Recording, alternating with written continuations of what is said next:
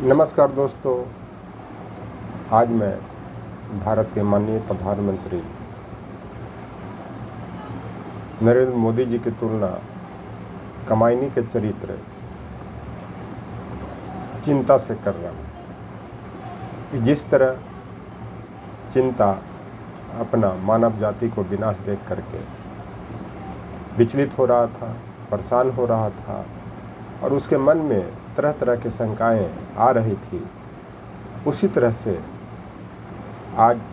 छात्र आंदोलन को लेकर के, खास करके जेट को लेकर के प्रधानमंत्री नरेंद्र मोदी जी को लग रहा है कि शायद उनका जो सपना 2047 तक शासन करने का था वह चकनाचूर होने वाला है। तो इस संदर्भ में छायावादी कवि जयशंकर प्रसाद ने कमायनी के चिंता सर्ग में लिखा है कि चिंता कातर बदन हो रहा पौरुष, जिसमें ओतप्रोत उधर उपेक्षामय जीवन में पौरुष भीतर बहता मधुमय स्रोत। इसका मतलब ये होता है कि जब चिंता को श्रद्धा उपेक्षा कर देती है तब वह बहुत परेशान होने लगता है और वह बहुत चिंतित होने लगते हैं और चिंता का दर बदन हो रहा पौरुष, जिसमें ओतप्रोत और चारों पटी से उसका बदन, उसका शरीर घिर जाता है, क्योंकि चारों तरफ जल प्रवण हो चुका था और चारों तरफ संकट ही संकट था और उसको बचने का कोई उपाय नहीं था। उसी तरह से आज प्रधानमंत्री नरेंद्र मोदी को चारों तरफ से संकट घेर चुका है, चाहे वो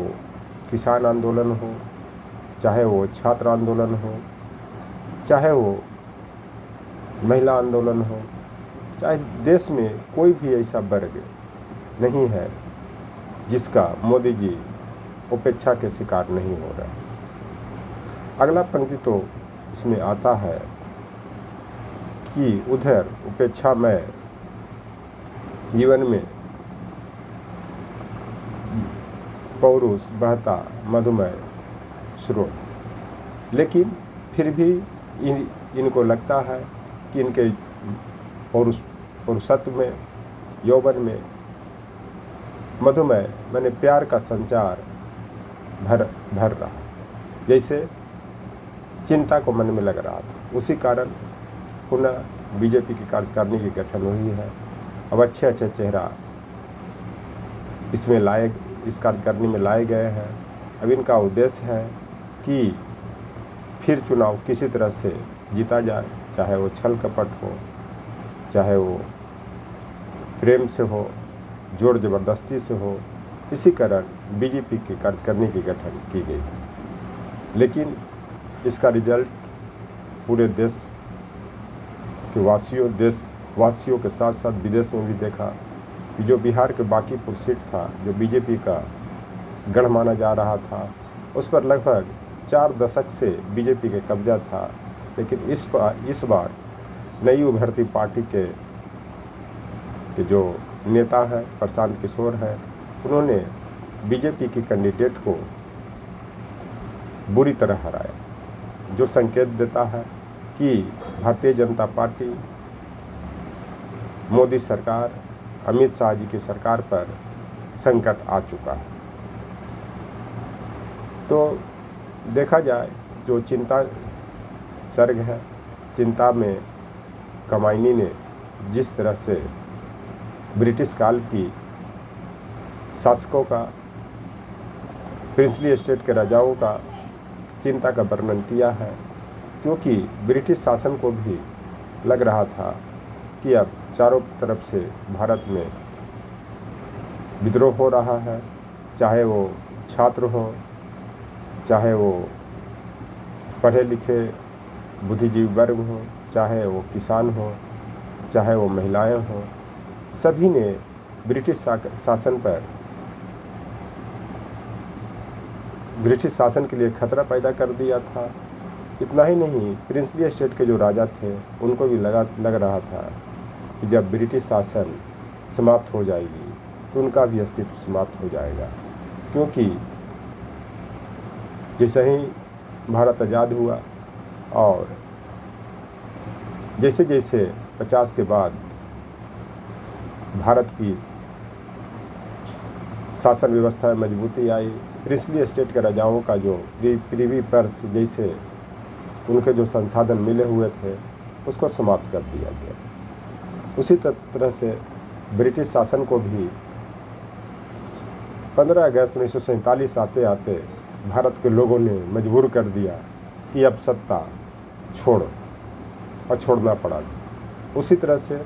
प्रधानमंत्री नरेंद्र मोदी को लग रहा था कि उनका शासन जो है अंग्रेज़ों के तरह लंबे समय तक शासन करेगा, चूँकि इनका लक्ष्य 2067 तक था। पहला इनका 2047 था और 67 के बाद हो सकता था कि आगे भी इनका लक्ष्य रहता, इनके वंशजों का लक्ष्य रहता, वो चकनाचूर हो गया। तो जिस तरह से छात्र आंदोलन ने अंग्रेज़ों को मजबूर किया भारत छोड़ने के लिए, उसी तरह से अभी जो वर्तमान में भारत में जो कॉकरोच जनता पार्टी के नेतृत्व में जो छात्र आंदोलन हुआ, एक तरह से देखा जाए तब प्रधानमंत्री नरेंद्र मोदी को मजबूर कर दिया है कि अब आप भारत के प्रधानमंत्री बनने लायक नहीं हैं। अमित शाह जी को मजबूर कर दिया है कि अब आप गृह मंत्री बनने लायक नहीं। क्योंकि छायावादी कभी किसी को भी प्रत्यक्ष रूप से विरोध नहीं कर सकते थे, क्योंकि उस समय भारत पूरी तरह से ब्रिटिश शासन के चंगुल में जकड़ा हुआ था। इसलिए पढ़े लिखे लोग अपने कविता, कवित, शेर शायरियों के माध्यम से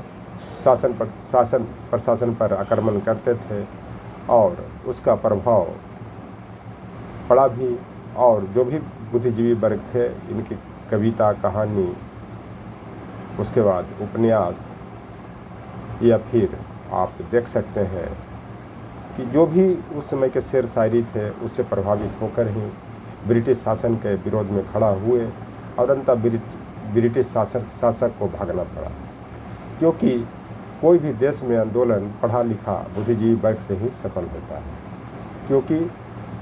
पढ़ा लिखा जो बुद्धिजीवी वर्ग होते हैं मुख्य रूप से